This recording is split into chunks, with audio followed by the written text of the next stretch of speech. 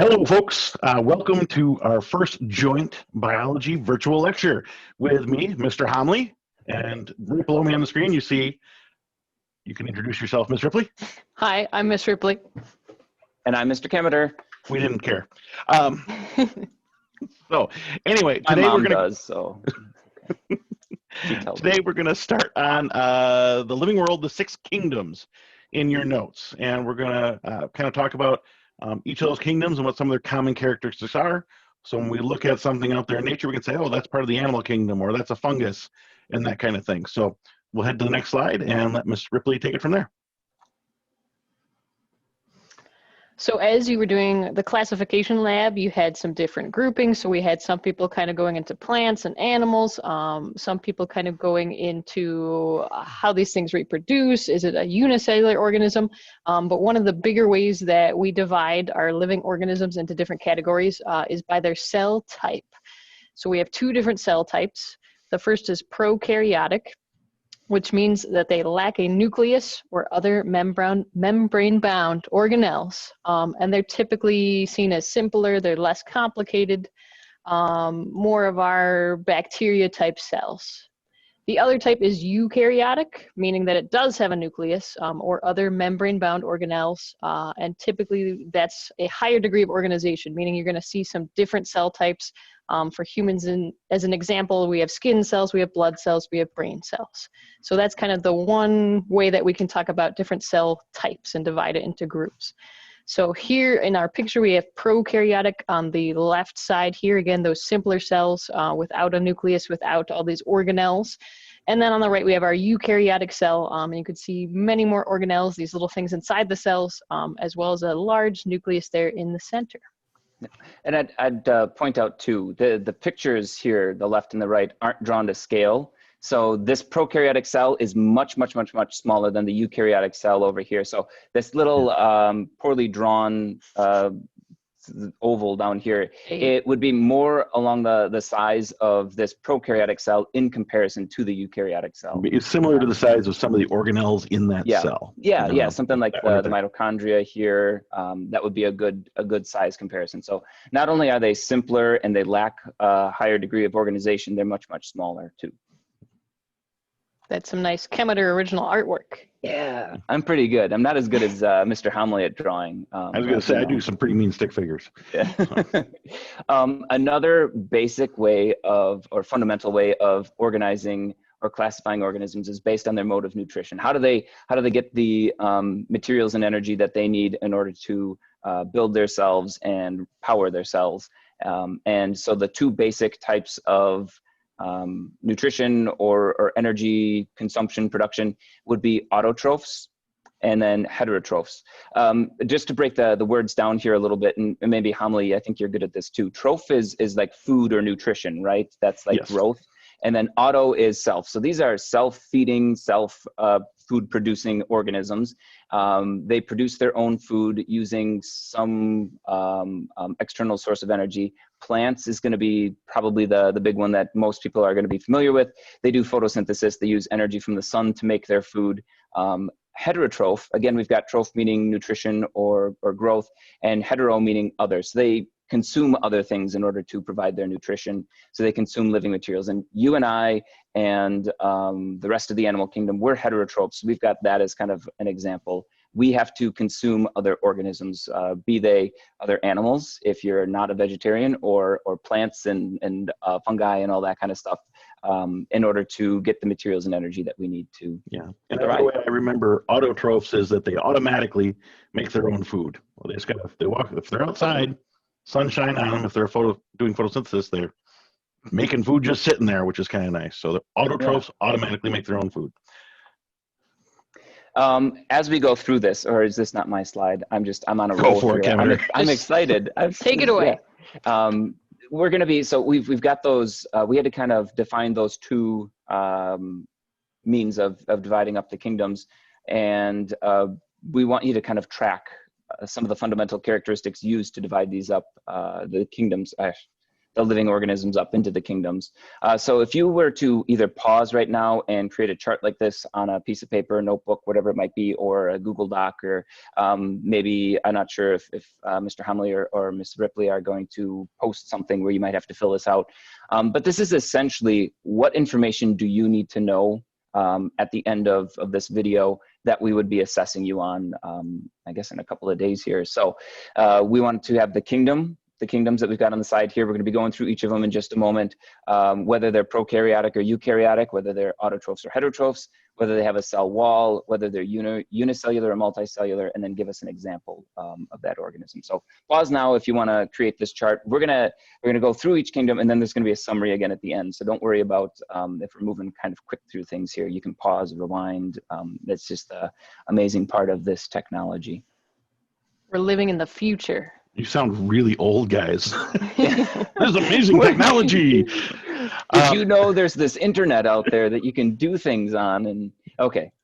So technically, taxonomists break the world of living things into 6 different kingdoms. You're probably all familiar. I'll start at the bottom here. Actually, you're probably most familiar with the kingdom Animalia, or the animal kingdom, including things like us, right? And dogs and cats and butterflies and worms. Then moving up from there, the plant kingdom, Plantae, trees, grass, that kind of stuff. Move up again, fungus or fungi, like it's the mushrooms. Kingdom that Ripley belongs to. It's the best one. And I am a fungi as well. You gotta do that joke, guys. Come on. Protists, which we'll talk about, they're kind of in between. And then at the top, we see 2, archaeobacteria and eubacteria. They're both types of bacteria.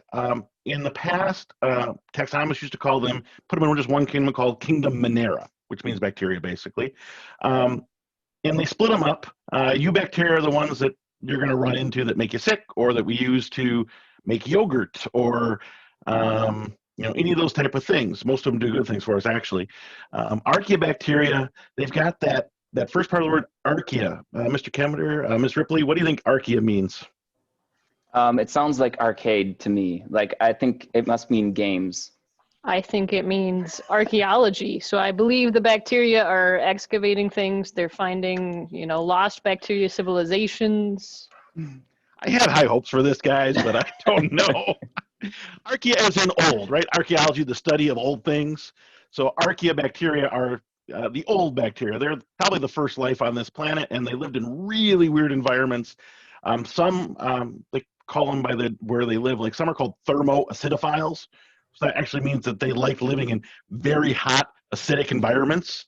Normally those are things used to kill bacteria, but these things thrive there. You'll see them in Yellowstone. If anybody's been to Yellowstone National Park, and you see images of the hot springs and stuff, and all those various colors. A lot of people think that's minerals. Most of that color comes from archaeobacteria living in those springs. For the purposes of our unit and our class, archaeobacteria are, you really got to know bacteria well in order to understand the difference between archaeobacteria and eubacteria. So we're just going to focus on eubacteria. We'll just call it the bacterial kingdom, or Kingdom Monera. It's most pertinent to the stuff we're going to do in here. Just want you to be aware there is a 6th one, archaeobacteria. And if you really get into microbiology, you can get into that in the future. But we're going to go with eubacteria, protists, fungus, plants, and animals. Yep. For the level that we're going at here, essentially they're going to be the same thing for us. But like you said, just want you to be aware, so that when you go and take biology in college or something like that, you don't have to write us an angry email saying, hey, wait a minute, there's another kingdom. You were informed. All right. Oh, yeah. Who was going to start with this? I think Ripley's next. She's right below me. Ripley. Okay, I'll take it over. Do you want do you want all of this stuff up at once? Is that better? Sure. Let's go for that. Give people some time to take some wonderful notes on all of this wonderful information that we are providing. So as we said, we're kind of just lumping all bacteria into just one category. So the first kingdom we have here is bacteria. First, there's cell type. Again, we told you that there's prokaryotic cells, there's eukaryotic cells.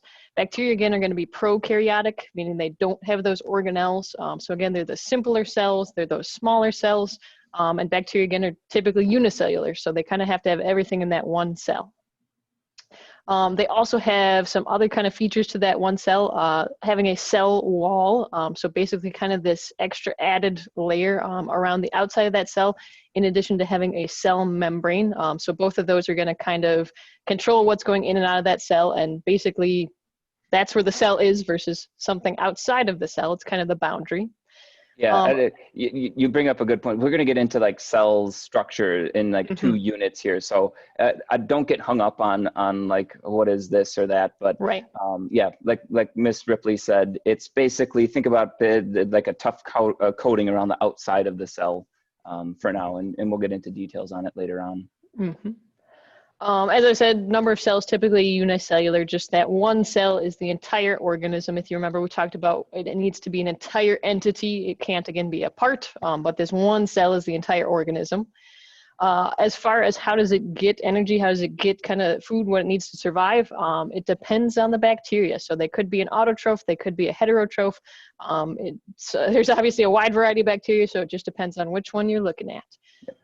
So some examples would be Streptococcus, which is, strep throat. You've maybe gotten like a test from getting that before. Yeah, you maybe know what that feels like. So that's caused by a bacteria.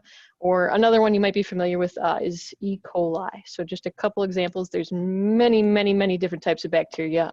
So just a couple you're maybe familiar with. E. coli, salmonella, you hear about those a lot in the news with like food contamination outbreaks. They're recalling lettuce or some other thing because they have E. coli or salmonella on them or something like that.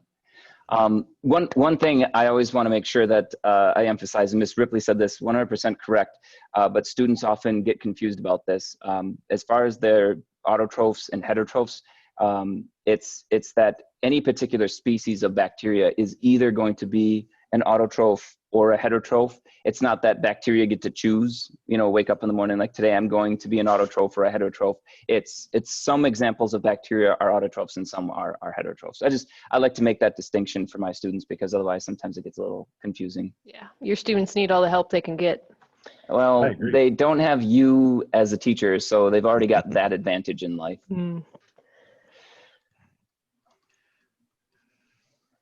All right. Is it to me? I'm going through. Unfortunately. Okay. All right. It's my time to shine. Protist is our next kingdom, or Protista, if you want to go with the more Latin kind of naming system there. But this, and I'm going to ruin this for everybody on the here on out. Every other kingdom besides bacteria is eukaryote. And that's one of the tricks I'll kind of highlight at the end here for remembering. It seems like a lot of information to remember, but at the end, there are some patterns that you will be able to see in the cell structure, mode of nutrition, along with these organisms. So protists and every other kingdom besides bacteria are going to be eukaryotic, the larger cells that have nuclei and other organelles inside of them. So yeah. And shortcut for remembering things there. Some have cell walls, some don't. Protists,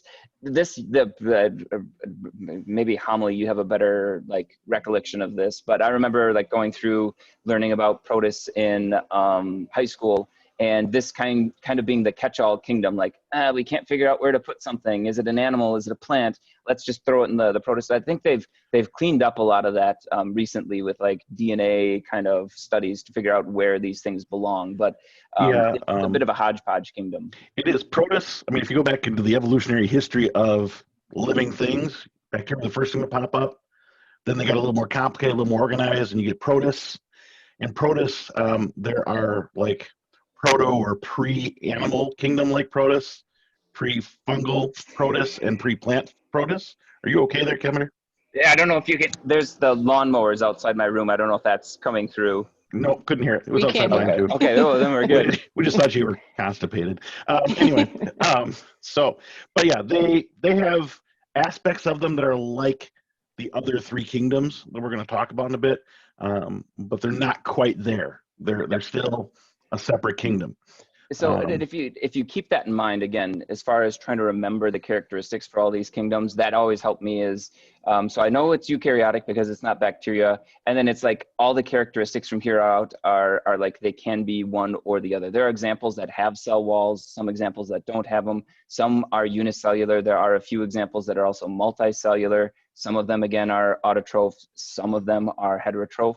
So you've got basically everything in this category as far as the characteristics go, apart from they're all eukaryotes.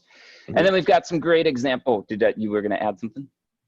Well, I was just going to say, as far as cell wall, this is one that doesn't have a cell wall. See, it's kind of a wobbly, wiggly outer edge. That's the cell membrane. If you were to put a rigid box around that, that would be a cell wall, just to give you a visual idea of it. Yeah, so go ahead with your examples, Mr. Kemmerer. Oh, right, amoebas, and that's what this one down here is. Amoebas have these like very undulating cell membranes that kind of are very flexible, and that's kind of how they move around and engulf food and things like that. So it's a larger cell. You can see structures inside of the cell. Those are the organelles. Diatoms, that's what we've got over here. Paramecium and lots of other cool things. And the other one I'll add as an example of a multicellular one is kelp. If you've ever seen kelp on a beach, it looks like a plant from far away, but when I first got to really see kelp live in person, I was out in Seattle area for my brother's wedding on the West Coast, and we were playing on the beach. There was a giant dead sea lion that we'd go out and poke every day to see if we could get it to explode, but it never did, so that was disappointing. But the cool thing is we found some kelp, and it looks like a plant from far away, but the second you pick it up, it's like, this is not a plant. It's an alien. It feels completely different. It looks different up close. It's like a big hollow tube with thick walls, and we used it like a whip, running around the beach and twirling it, and, we had fun on the beach, guys. So let's go down to the beach and poke the dead sea lion. See if we can get guts to come out today, and then let's swirl some kelp around in the air. Hey, we're biology teachers. We gotta have fun with that stuff. You've got to get some better hobbies, Hamele. Yeah. All right.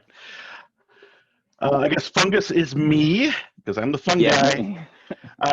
So like Kemmerer said, the rest of them here are eukaryotes, so they have nucleus and other fancy organelles in them.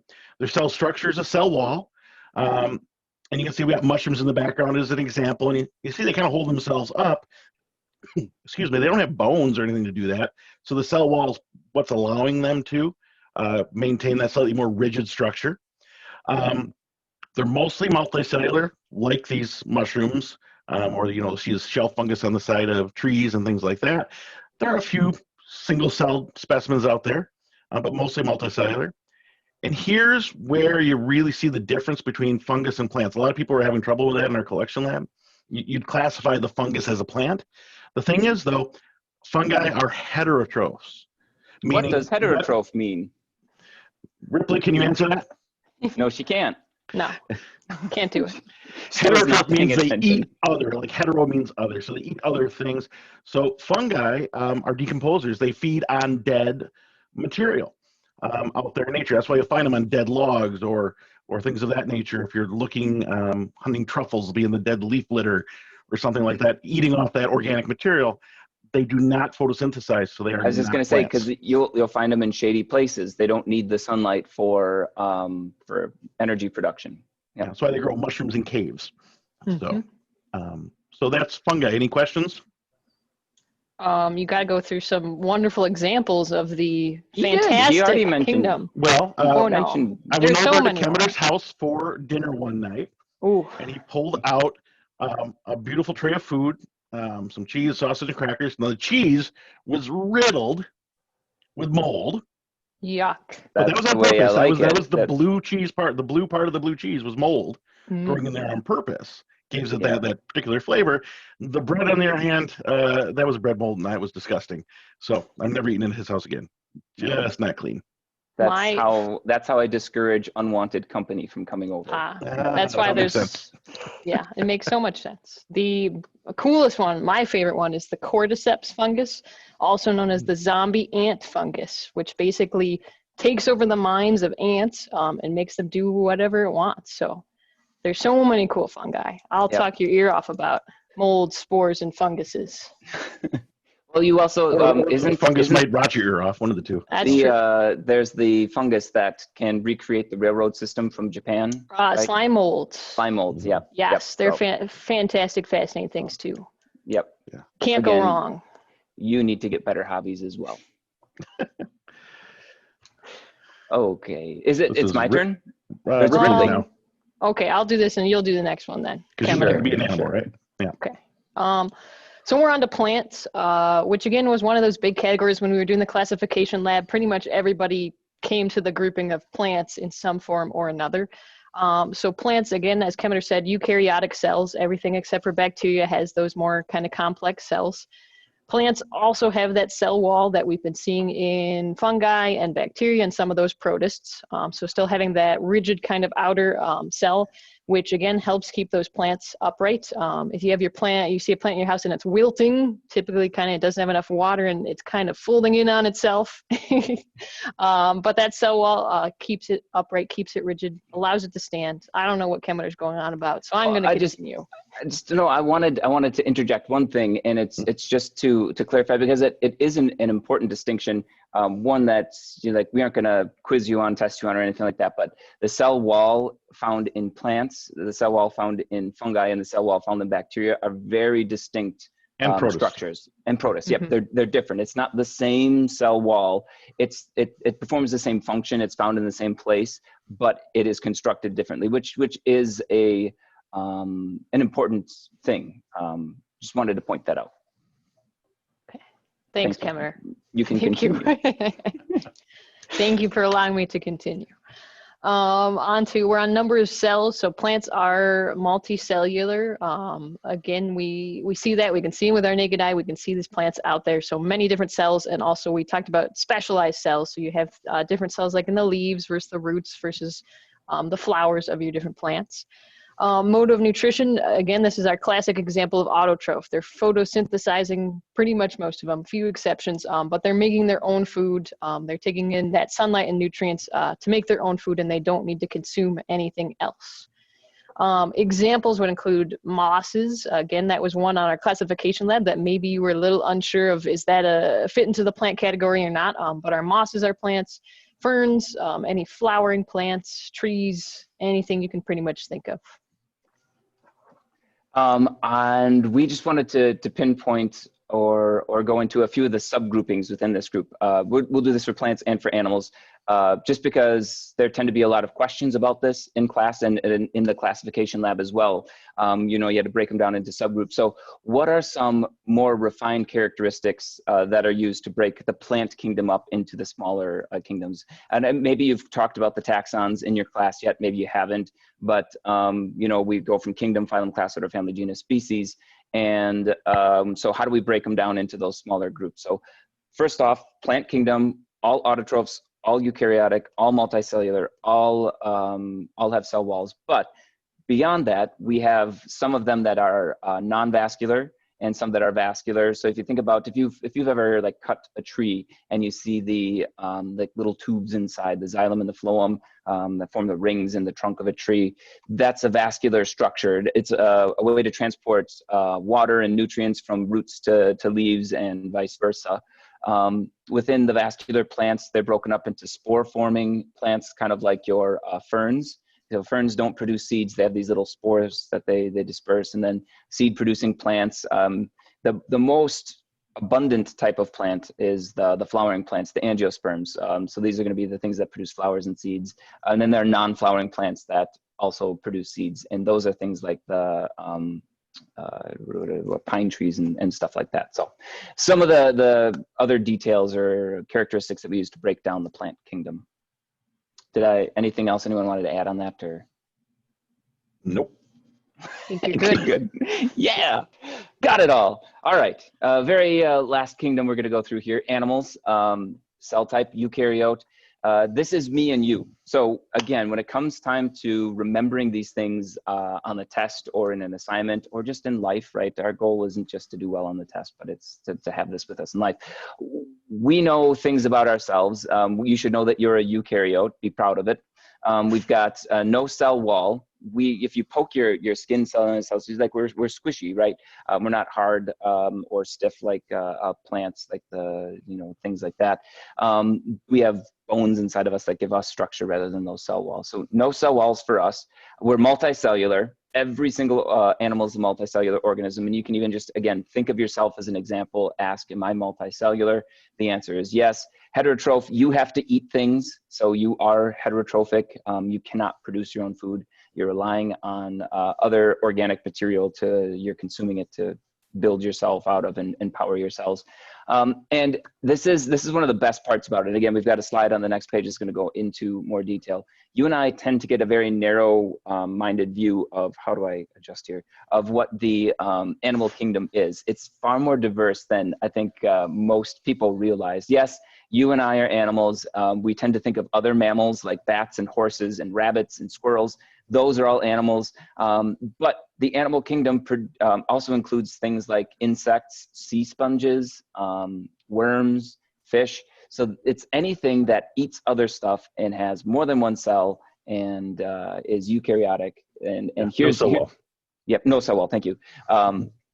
So here's a breakdown again, because a lot of students have questions about it on their classification lab. So frequently we'll see insects or worms pulled out as a separate group apart from animals, but they meet the criteria for the animal kingdom. So we've got a phyla within the animal kingdom for worms, annelids. These are segmented worms, and then we've got nematodes, which are roundworms. You don't have to worry about anything on this slide as far as just ignore everything Mr. Commodore just said. Don't even listen to that's them. like 90% of my class is like, let me tell you a story that you don't need to know about. But I think this is one interesting too. I want you to have a general sense of the breakdown here. We have arthropods, which include we've got like crabs and spiders and lobsters and insects. We've got what is the peripheras, where the sponges belong, echinoderms, which have starfish and sea urchins, cnidaria, which include the jellyfish and coral. Coral's an animal, isn't that crazy? Everyone thinks like it looks like a plant. It's kind of like the fungi, right? So things, it's not always what they look like as far as where they belong. We have to get to those more fundamental characteristics about cell structure, the number of cells, mode of nutrition, and things like that. But anyway, chordata is a very popular animal kingdom because it's the one we belong to and the one that we tend to think of when we think of the animal kingdom. So we've got chordata, a subphylum for vertebrata. We've got the vertebrae, the spinal column. Yeah. Chordata means you have a spinal cord. Spinal cord, yeah. Vertebrata means that spinal cord is surrounded by vertebrae, bones. So. Yep. I thought I had a spine behind me, but I'm spineless. You don't have apparently. a spine, Cameron. Yeah. This is great. Anyway, so those chordata are broken down into amphibians, reptiles, birds, mammals. This is the one we belong to. We tend to think of a lot. We have bony fish, cartilage fish, lampreys, hagfish, just to give you an idea of how the kingdom is broken down. So I don't know, again, if you have any other tidbits, Hamele, Ripley, that you would like to add on that. Otherwise, it's summary time. This is what we essentially want you to be familiar with. Yeah, so here's just, we went through all this stuff before. We got the kingdoms along the top. Remember, we're not going to worry about the archaebacteria. That's why that one's on the far right is kind of faded out. We're just going to concentrate on the eubacteria. You can see prokaryote, eukaryote. It's all eukaryote except for the bacteria. If you go down to unicellular, multicellular, it's animals, plants, and a lot of fungi are multicellular, and then we start getting more unicellular down from there. So this is just a way to do a nice compare and contrast and see where they kind of split off from each other, where they pick up some new or different characteristic. And this basically is all the notes in one chart for you. So it's a good, easy way to help study it, learn it, think about it, and compare it. And I was just gonna, you can sit down and you can memorize it. Again, I emphasize, look for those patterns again, and some key examples will help you figure some of this stuff out too. It's a lot easier to kind of remember things going from that direction, apart from I've got to write down this whole table from memory. So if you can remember that you're an animal, you're multicellular, you're heterotrophic, plants are what do we got? Oh, yeah, we're plants over here are multicellular as well. They're autotroph. Yeah, that kind of stuff. I'm sorry, I got disoriented. Well, I think we will wrap up this video.